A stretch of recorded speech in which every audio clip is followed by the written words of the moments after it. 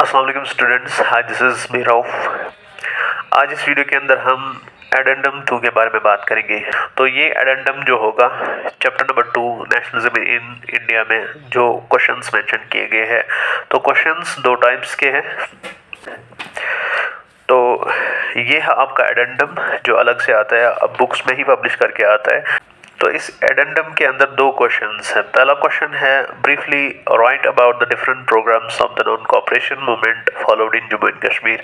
तो दूसरा क्वेश्चन जो है इसमें है discuss how the cultural awakening led to the growth of feeling of nationalism in Jammu and Kashmir region. दोनों क्वेश्चंस को इस एडेंडम में डिस्कस करेंगे और पूरी तरह आप वो पॉइंट्स मेंशन करें, नोट करके रखें और उनकी कॉपी बनाइए। चलते हैं वीडियो की तरफ, देखते हैं कि कैसे और क्या कुछ हो गया कश्मीर के अंदर ड्यूरिंग नेशनलिस्ट इन इंडिया।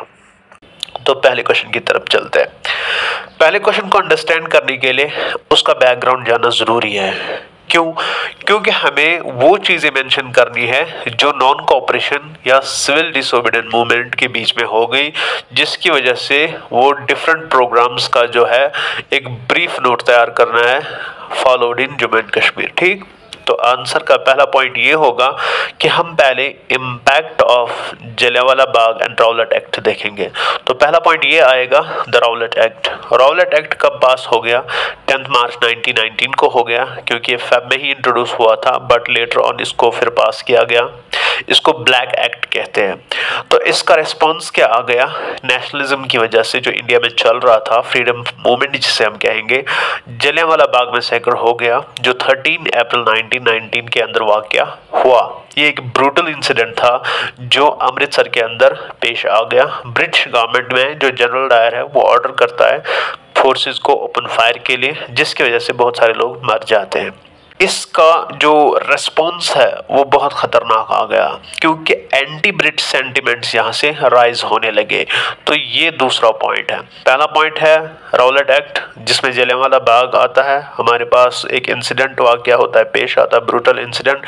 दूसरा पॉइंट आ गया इन दो चीज़ों की वजह से, स्पेशली राउलेट एक्ट के बाद जो जलियांवाला हो गया, तो एंटी ब्रिटिश सेंटिमेंट्स अब लोगों के अंदर उभरने लगे, जिसमें मास पार्टिसिपेशन लोगों ने करना स्टार्ट किया। उसमें आइडिया ऑफ पेसिव रेजिस्टेंस जो है वो फैलने लगी फॉर फ्रीडम फाइट। ठीक है, तो अब इसमें एक इंपॉर्टेंट थर्ड पॉइंट मैं लिखूंगा, वो ये है आर्य समाज प्रोटैगनिस्ट्स जो थे, लीडिंग कैरेक्टर जो थे, वो इस मूवमेंट में जब जम्मू आते हैं गुरुकुल से, तो हरिद्वार जो गुरुकुल है वहां से फिर यहाँ आते हैं, वो यहाँ पे भी इस चीज का प्रचार करते हैं।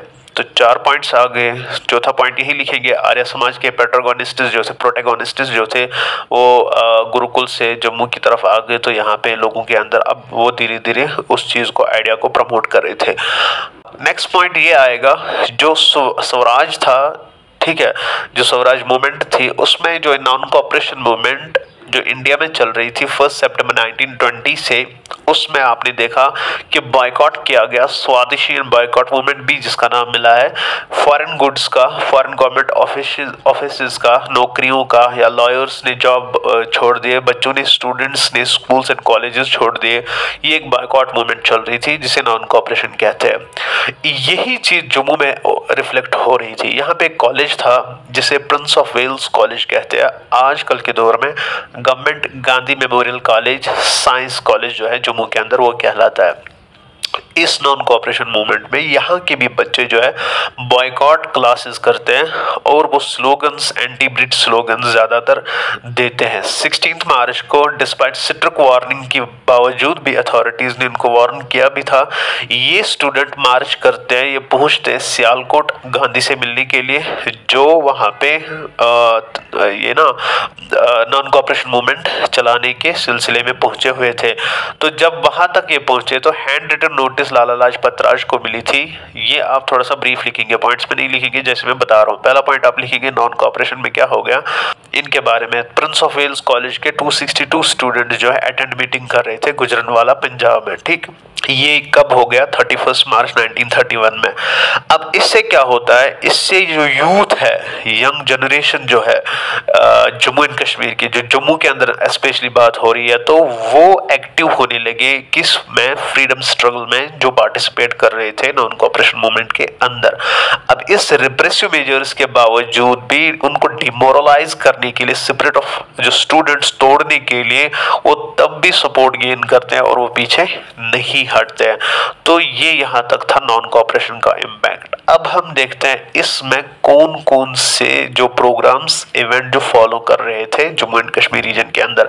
बस 2 पैराग्राफ्स है, पेज 42-43 जो आपकी book how participants saw the movement, वो उसके रिलेटेड यहाँ पे एडेंडम में वो चीज मेंशन जम्मू एंड कश्मीर के रिलेटेड किया गया है। तो ये लास्ट के 2 पॉइंट्स होंगे या दो पैराज होंगे जो आंसर होंगे इसके, क्योंकि मैं आपको पॉइंट वाइज लिखा रहा हूँ, स्क्रीन पे आप देख रहे होंगे। आप नोट्स बनाइए, इसके कॉपी पे लिखे, आंसर लिखे। अगर 10-20 भी बनते हैं या फॉर एग्जाम्पल 15 भी बनते हैं, 10 तो लिख सकते हैं आंसर में। चलिए, जो नए हैं वो भी देखें और वो फॉलो करें। तो एवरी सेक्शन ऑफ सोसाइटी जो है कश्मीर के अंदर यानी JNK के अंदर, उसमें students, women, merchants and traders ज्यादातर जो टाउन्स में रहते थे, सिटीज में रहते थे, वो एक्टिव पार्टिसिपेंट्स बन गए और एक कंप्लीट हड़ताल ऑब्जर्व करने लगे टाउन्स में। और जो रिवोल्यूशनरीज थे वो हमेशा स्लोगन्स दे रहे थे, down with the Union Jack, क्योंकि फ्रेंच रिवोल्यूशन या हम कह सकते हैं नेशनलिज्म इन यूरोप में आपने यूनियन जैक के बारे में पढ़ा होगा, जब स्ट्रेंज केस ऑफ ब्रिटेन आपने पढ़ा होगा, ये फ्लैग है। तो यूनियन जैक के बारे में down with the Union Jack कह रहे थे, इको कर रहे थे, यानी हर शहर में ये चीजें स्लोगन मिल रहे थे, ठीक।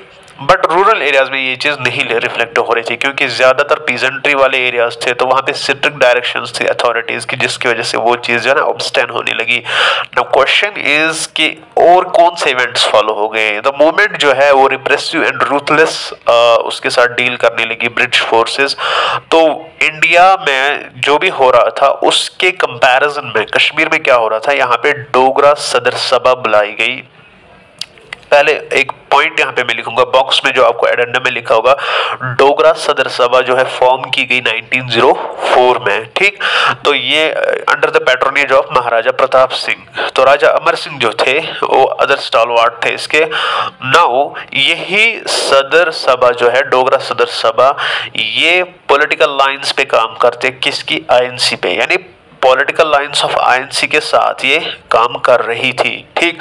तो इसमें ये पेपर एक पब्लिश कर रहे थे जिसका नाम है रणबीर पेपर। उसमें हमेशा रिपोर्ट होता था प्रोग्रेस ऑफ मूवमेंट और एंटी ब्रिटिश जो वगैरह इवेंट्स या हो रहे थे, कहीं पे एक्टिविटीज हो रही थी, वो पब्लिश हो रही थी। तो उसमें क्या हो गया, इस पेपर के ऊपर गैग लगा दिया गया, या हम कह सकते हैं इसके ऊपर रोक लगा दी गई।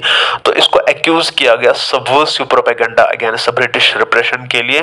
जो रेस्ट ऑफ इंडिया में इसको जिस तरह बाकी पेपर्स पे बैन लग रही थी, इसी तरह वर्निकुलर प्रेस एक्ट, जिसको हम आपने पढ़ा होगा, वर्निकुलर प्रेस एक्ट या सेंसरशिप पढ़ा होगा, समझो कि वही यहाँ पे हो गया। किसके साथ, रणबीर पेपर के साथ। आपको ये 1 मार्क्स क्वेश्चन भी आ सकता है MCQ, कौन सा पेपर ऐसा था जो सबवर्सिव प्रोपेगेंडा रिप्रेशन के खिलाफ लड़ रहे थे, वो था रणबीर पेपर, ठीक है। और slogans down with the Union Jack, ये भी हो सकता है। नाउ लास्ट पॉइंट, अथॉरिटीज ने स्ट्रिक्ट एक्शंस दे दिए थे किसको, डिपार्टमेंट ऑफ एजुकेशन को, कि वो हर किसी स्टूडेंट को इंस्ट्रक्ट करे कि वो पॉलिटिकल एक्टिविटीज में पार्टिसिपेट ना करे, वो इन चीजों से दूर रहे, ठीक है। तो ये क्वेश्चन नंबर 1 का आंसर यहां तक था। अब चलते हैं क्वेश्चन नंबर 2 की तरफ। क्वेश्चन नंबर 2 एडेंडम में है, discuss how cultural awakening led to the growth of feeling of nationalism in Jammu and Kashmir region, ठीक। पहले क्वेश्चन के बारे में जिसको क्वेश्चन डाउट होगा, कुछ भी होगा, कहीं पे भी समझ नहीं आया, नीचे वो कमेंट्स में डाल सकते हैं, ठीक है। अगर ठीक से समझ आ गया तो दूसरों को भी फॉरवर्ड करें, शेयर करें, ठीक है, हमें भी हेल्प करें। क्वेश्चन नंबर 2, तो ये क्वेश्चन नंबर 5 एक्चुअली है एडेंडम के हिसाब से, ये क्वेश्चन नंबर 2 में यहाँ पे डिस्कस कर रहा हूँ। Discuss the how cultural awakening led to the growth of feeling of nationalism. क्या आपने चैप्टर 1 अगर आप याद करोगे, वहां पे आपने पढ़ा होगा रोमांटिसिज्म, कल्चरल मूवमेंट चली थी। तो इंडिया में भी कहीं ना कहीं कल्चरल मूवमेंट चल रही थी। अब उसी के आधार पे या उसी के हम कह सकते बरक्स कश्मीर में कौन सी कल्चरल अवेकनिंग हो रही थी जिसने फीलिंग ऑफ नेशनलिज्म को प्रमोट किया, तो वो डिस्कस करना है। तो इस क्वेश्चन का आंसर आपको यहीं पे मिलेगा, आपके एडेंडम में लिखा होगा टॉपिक, पेज नंबर 48, 49, 50, पैरा 8, 9, 10, 11, जो सेंस ऑफ कलेक्टिव बिलोंगिंगनेस है, ठीक है। क्योंकि नेशनलिज्म, अगर आप क्रक्स निकालोगे इस टर्म का नेशनलिज्म का, वो है कलेक्टिव बिलोंगिंगनेस या सेंस ऑफ डिवोशन, ठीक है। तो ये कल्चरल अवेकनिंग, जो growth of nationalism Jammu and Kashmir region के अंदर फैल गई, उसमें कल्चर का, हम कह सकते हैं पोइट्स का, आर्टिस्ट्स का क्या रोल था, ठीक। आंसर लिखिए। आंसर में आप लिखेंगे, जब इमरजेंस क्या हो गई, किस चीज की हो गई, डेवलपमेंट हो गई नेशनलिस्ट मूवमेंट की इंडिया में। एक तो इमर्ज हो गई, धीरे धीरे मूवमेंट फैल रही थी, स्प्रेड हो रही थी, और इसके अंदर और डेवलपमेंट आ रही थी। जितना इसके ऊपर बंदिशें लगाई जा रही थी, ये और फैल रही थी, इसमें और तजाद आ रहा था, इसमें और मजबूती आ रही थी, इसमें पार्टिसिपेशन मास हो रही थी। इसने इम्पैक्ट डाला किसके ऊपर, माइंड्स ऑफ कल्चरल इंटेलेक्चुअल्स पे। क्योंकि जरूरी है जिस समाज में आप रहते हैं, वहां उस समाज के अंदर जो पॉलिटिकल, इकोनॉमिक और रिलीजियस एटमॉस्फेयर होगा, आपके ऊपर वैसा ही इम्पैक्ट पड़ेगा। सेम तो वर्निकुलर लिटरेचर जो है, यहाँ के फोक ट्रेडिशंस जो है, उन्होंने भी इफेक्टिव वेपन यूज किया इस चीज को, अपनी इस आर्ट को, अपने पोइट्री को, नॉवेल्स को वगैरह, जो भी ये करते थे, कम्युनिकेशन जो होती है, कनेक्टिविटी जो होती है कॉमन मासेस के साथ थ्रू दियर वर्क्स, तो वो उसमें उन्होंने रिफ्लेक्ट करना स्टार्ट किया। उसमें हम यहाँ पे कुछ नाम पढ़ेंगे, पॉपुलर कल्चरल रीजन्स जो है उसमें कुछ नाम पढ़ेंगे हम J&K के अंदर, जिन्होंने नेशनलिस्ट आइडियाज को, और एक चीज उन्होंने फैलाई, यूनिवर्सल ब्रदरहुड, यानी आपस में भाईचारा कायम रखो। उसमें क्या है, राइटिंग्स ऑफ एमिनेंट वर्कर्स, पहला नाम जो आपको आता है। जब आप ये पॉइंट लिखेंगे, आंसर जब आप लिखेंगे, देखिए आंसर कैसे लिखेंगे, मैं आपको स्क्रीन पे वाजिया करा रहा हूँ कि पॉइंट्स में आंसर लिखना है। तो पहला नाम जो है हमारे पास गुलाम अहमद महजूर का, जिसको हम महजूर सब कहते हैं, ठीक है। यूसी महजूर, ये जो वादी कश्मीर के, ये 1885 11 अगस्त को जन्म लेते हैं मित्रगाम पुलवामा में, और 9 अप्रैल 1952 में इसकी इंतकाल होती है, यानी इसकी डेथ होती है। वो फिर वहीं पे आबाई वतन में होती है, बट रेस्टिंग प्लेस इसकी अथवाजन में है, जो आपको आज जो पापर जब आप जाते हैं अथवाजन रास्ते में आता है, वहीं पे रेस्टिंग प्लेस है इसकी। तो पेशे से ये पटवारी था। इसने जो वर्क की है उसमें इसने our country is a garden लिखा है, और इसके अलावा इसने बहुत सारे नोटेबल काम किया, लाइक पोशमती जानानो वो इसने लिखा है, बागे निशात के गुलो वो भी इसी ने लिखा है। तो उसमें जो आप पढ़ते हो ना रोज प्रेयर्स में, सुबह सुबह साहिबो सच्छम में चेरी, वो भी इसी महजूर ने लिखा है। या हम कैसे वलोहा बागवानो होना बहार रुखशान पैदा कर, फलन गुलगत करन बुलबुल तुझी सामान पैदा कर, ये भी इसी ने लिखा है। तो इस पॉलिटिकल अवेकनिंग में, या हम कह सकते हैं कल्चरल अवेकनिंग में, तो गुलाम अहमद महजूर की जो वर्क है, और कंट्री इज अ गार्डन, हमारा मुल्क जो है ये बाग की तरह है। दूसरा नाम आता है अब्दुल अहद आज़ाद। अब्दुल अहद आज़ाद ये जो है पैदा होते हैं 1903 में चाडूरा में, जो बड़गाम चाडूरा डिस्ट्रिक्ट है उसमें आता है। तो वहाँ पे पैदा हुए थे, और 1948 में इसकी जो डेथ होती है, इंतकाल होता है 1948 में, श्रीनगर में इसकी डेथ होती है। इसको टाइटल दिया गया है Keats of Kashmir. John Keats का नाम आपने सुना होगा, तो इसको कीट्स ऑफ कश्मीर के टाइटल से जाना जाता है। किसको? अब्दुल अहद आज़ाद को। इसने कुलियात आज़ाद लिखी है, इसने हराम सबा लिखे, इसने शिकवा इबलीस लिखा है, ठीक है। तो उसके साथ साथ यहाँ पे जो मेंशन है, the river, the waterfall and the stars, ये यहाँ पे मेंशन है इसके काम में। इसने इनमें अपनी जो है कौम की अक्कासी की है, वो तो आपको मेंशन नहीं करनी है, बस आपको ये नाम याद रखने हैं, इसने क्या क्या वर्क्स किए जिसके जरिए इसने nationalist ideas through cultural awakening करी है, ठीक। तीसरा नाम जो आता है दीनानाथ नादिम का, ये भी एक बहुत मायनाज शख्सियत गुजरी है। तो दीनानाथ नादिम जो है वो श्रीनगर में पैदा होते हैं 1916 में, और 1988 में इसका देहांत होता है, यानी डेथ होती है। इसको मॉडर्न कश्मीर पोइट्री का एक बहुत बड़ा असासा समझा जाता है कश्मीर हिस्ट्री में। तो इसने कल्चरल अवेकनिंग बहुत की है। इसने लिखा है लाइक ओपेराज में वितास्ता, जैसे रिवर, अभी हमने ऊपर आज़ाद की बात की, एक्चुअली रिवर वितास्ता जो है ना, जहलिम को कहते हैं, व्यथ या व्यथ, कच्छ वितास्ता, ठीक है, संस्कृत वर्ड, तो रिवर को रिफ्लेक्ट करती है। तो एक्चुअली ये मुझे लगता है यहाँ पे कुछ गड़बड़ है, अब्दुल आजाद के साथ द रिवर जोड़ा गया है, तो ये नादिम की काम है, वर्क है। दूसरा इसने लिखा है सफरत शहजार, जर्नी एंड द शेड, तो हिमालत नेगरा इसी ने लिखा है। शुहुल कुल द शेडी ट्री इसी ने लिखा है। बुम्बर तीम्बर जलेने bumble bee and the narcissus flower, तो इसी ने लिखा है। मिचम आश पगज I am hopeful of tomorrow, ये भी इसने लिखा है। तो ये इसके कुछ वर्क्स हैं जिसके जरिए इन्होंने बहुत कल्चरल अवेकनिंग अपने समाज के अंदर, अपने जम्मू एंड कश्मीर या वादी कश्मीर के अंदर थ्रू कश्मीरी वर्निकुलर लैंग्वेज के जरिए करी है, ठीक है। ये एडवोकेट है रिलीजियस, हम कह सकते हैं इसके हार्मनी के, ब्रदरहुड के, पीस एंड सोसाइटी के, ठीक है। तो इसमें सिंक्रेटिसिज्म आता है, तो वो क्या होता है? तो जब हम सिंक्रेटिसिज्म की बात करते हैं, ये एक एमैल्गमेशन होता है, लाइक हम कह सकते हैं स्कूल ऑफ थॉट्स की बात, रिलीजियस स्कूल ऑफ थॉट, तो ये हो गया। नाउ एडिशनली जब हम 1920s की बात करते हैं, तब बहुत सारी कलेक्शन एंड पब्लिकेशन हुई है उन लोगों की, उन शख्सियतों की जो हमसे पहले गुजरे हैं 14th सेंचुरी में, या बिफोर 14th सेंचुरी, या after 14th century till 20th century तक। के नाम में से दो नाम गुजरे हैं। एक है ललेश्वरी, जिसको ललजद हम बोलते हैं, 1325 में पैदा हुई है ना, 1422 की इसकी देहांत होता है, डेथ होती है। इसकी जो शायरी है उसको हम वाक कहते हैं। तो इसके वर्सेस को जो है पब्लिक, जब कलेक्शन हो गई तो पब्लिकेशन हो गई, उसके जरिए भी हमें रिफ्लेक्ट होता है इसने अपने कौम में किस तरीके से उस वक्त के या उस दौर के कल्चरल अवेकनिंग को रिफ्लेक्ट करा है। तो उसकी पब्लिकेशन हो गई। इंडोलॉजिस्ट्स दो थे ब्रिटिश, एक था G.A. ग्रियर्सन एंड दूसरा लॉयनल बर्नेट्स। ये ऑब्जेक्टिव भी आ सकता है, मे भी आपको आ सकता है ऑब्जेक्टिव, कि कौन दो ब्रिटिश इंडोलॉजिस्ट्स थे जिन्होंने ललेश्वरी के वर्क्स को पब्लिश किया कलेक्शन के बाद। तो उसका नाम रखा गया लला विख्यानी, ठीक है। तो इसका नाम है ग्रियर्सन एंड लॉयनल बर्नेट्स, ठीक। नाउ उसके बाद इसमें यूनिवर्सल एंड इलस्ट्रेशन, जो यूनियन ऑफ स्ट्रीम्स हम कह सकते हैं शेविज्म के, वो उस फिलॉसफी को प्रमोट किया है, ठीक है। किसने? ललजद ने।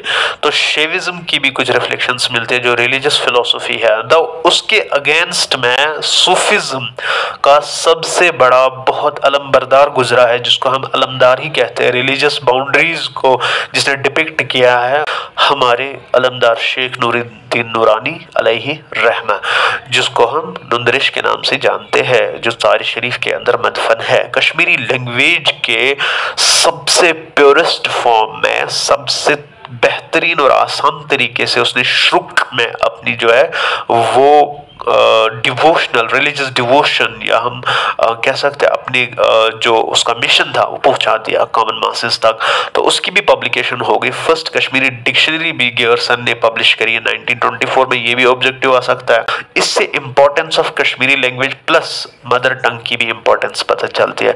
तो जब हमारी कश्मीरी ही लैंग्वेज मदर टंग बन गई तो लैंड भी मदर ही है। सिमिलरली इसके कंपैरिजन में जम्मू को, या हम कह सकते हैं जम्मू के अंदर ऐसी कौन सी कल्चरल अवेकनिंग चली जिसने ग्रोथ ऑफ नेशनलिज्म को बहुत तकवीयत बख्शी? तो उस रीजन में रिच ट्रेडिशनल डोगरा हेरिटेज है, ठीक है। डोगरा लिटरेचर जो है, या फोक टेल्स या फोक सॉन्ग्स, वहाँ पे वो डोगरी लैंग्वेज में ही ज़्यादा नज़र आते हैं। तो इसमें इमिनेंट पॉइंट्स का नाम आता है हरदत्ता शास्त्री। तो उसने लंका तेरी नैयो बचनी, ठीक है। तो इसने का एक टाइटल दिया है लंका। आपको पता होगा रामायण में लंका का नाम दिया गया है। तो जब राम और रावण के बीच में जंग हुई थी तो इसने उसी लंका को रिफ्लेक्ट, तेरी नैयो बचनी, यही नहीं बचेगी, ठीक है। दूसरा है दीनू भाई पंथ, उसने लिखा है उठ मजूरा जाग कसाना। तो उठ मजूरा का मतलब है उठो मजदूर, जाग कसाना से मतलब है कि जाग जाओ एक किसान, ठीक है। इससे नोट होता है वार्निंग ब्रिटिश गवर्नमेंट की टू द पब्लिक, जो इनोसेंट पब्लिक थी, जो पीजेंट क्लास था, ताकि वो गेट रिड करे ब्रिटिश रूल से। कॉमन मासेस को अवेक करने के लिए, उनको जगाने के लिए इन्होंने अपनी पब्लिकेशन के जरिए, अपने डोगरी लिटरेचर के अंदर folk tales, folk songs, poets के जरिए, पोइम्स के जरिए लोगों को जागरूक किया। तो कॉमन मासेस उस टेस्ट को जल्दी समझ जाते हैं। तो उस चीज से यहाँ पे हमें रिफ्लेक्ट होता है डोगरी लिटरेचर के अंदर। तो यहाँ पे हम प्रेज कर सकते हैं डोगरा सार्गिनी देश डोगरा, उसने एक प्रेज सॉन्ग लिखा है डोगरा लैंड के लिए जो जम्मू कहलाता है। सार्गिनिया देश डोगरा मतलब है इसका कि जो हमारा देश है, जो नया देश है, डोगरा देश है, तो उस ट्यून को यहाँ पे रिफ्लेक्ट इस सॉन्ग में किया गया नेशनल एंथम के अंदर, जब कंपोज दीनूभाई पांथ ने किया, प्रोफेसर रामनाथ शास्त्री ने किया। तो ये वर्ड्स जो है ना, ये कहीं ना कहीं लोगों को अपनी सोसाइटी, अपनी लैंड, अपनी टेरिटोरी भी कहें, उसको बचाने के लिए लोगों को कल्चरली अवेक करना पड़ा। तो इन्होंने अपना काम किया था। तो थीम एक पेट्रियोटिक थीम नजर आती है, जिसको हम ट्रू फिलिप में पेट्रियोटिक डायमेंशंस के जरिए से तोल भी सकते हैं कि इसमें किस तरीके से पेट्रियोटिज्म लोगों के जहनों के अंदर डाल दिया जाता था। तो versus of Krishna smile Puri जो है, उसने भी बहुत प्रेज किया डोगरा वैरियर्स को, उसने डोगरा नेशनलिस्ट्स को या पेट्रियोटिक एंड पीस लविंग कहा है उनको, क्योंकि ये डोगरा कम्युनिटी को जो है एज ए नेशन समझते थे। पेट्रियोटिक फीलिंग्स जनरेट हो रही थी, पीस लविंग पीपल थे, ठीक है। तो इस चीज को फ्यूज करना, ठीक है, पेट्रियोटिज्म के जरिए इंटेंस नेशनलिज्म को प्रमोट करने के लिए, ताकि लोगों को इजीली वो अंडरस्टैंड हो जाए, कॉमन पब्लिक को अंडरस्टैंड हो जाए, ताकि वो उस पर सोचे और ट्रांसफॉर्म करे और वो समझे कि इसका असल मैसेज क्या है और हमें करना क्या है, ये हमसे क्या डिमांड कर रहे हैं, कौन शायर या ये पॉइंट्स या ये जो बड़े दिग्गज लोग जिनने ये वर्क्स किए हैं। तो case of Jammu and Kashmir में हमें बहुत सारी चीज़ें ऐसी एग्जांपल्स मिलती हैं जिससे हम cultural awakening and growth of nationalism में डाल सकते हैं, ताकि यूनाइटेड कोहेसिव विजन जो है वो नज़र आए थ्रू हिस्ट्री। तो cultural identity and historical identity एक रीजन की वो इन्हीं चीज़ों से रिफ्लेक्ट होती है, कम्युनिटीज से ही, जब वो हार्मनी में रहें, डिफरेंसेस में ना रहें, ठीक है। तो ये था इसका आंसर। अब लास्ट में इसमें एक इनबॉक्स है, quit India movement, quit Kashmir movement, इसमें मैं कुछ नहीं कहूँगा, ऑल्दो ये क्वेश्चन में आएगा भी नहीं, तो ये पढ़ना जरूर, में भी क्वेश्चन आ सकता है, बट ये क्वेश्चन के अंदर है नहीं। तो बस ये वीडियो लेक्चर इतना ही था। अगर आपको पसंद आया दूसरों तक शेयर करें और इसके नोट्स बनाएं, अच्छे से बनाएं, उनको प्रिपेयर करें। एडेंडम्स के नोट्स में भी क्वेश्चन में आ सकता है। तो see you in the next, till then अल्लाह हाफिज़, अस्सलाम वालेकुम, सब्सक्राइब जरूर करना।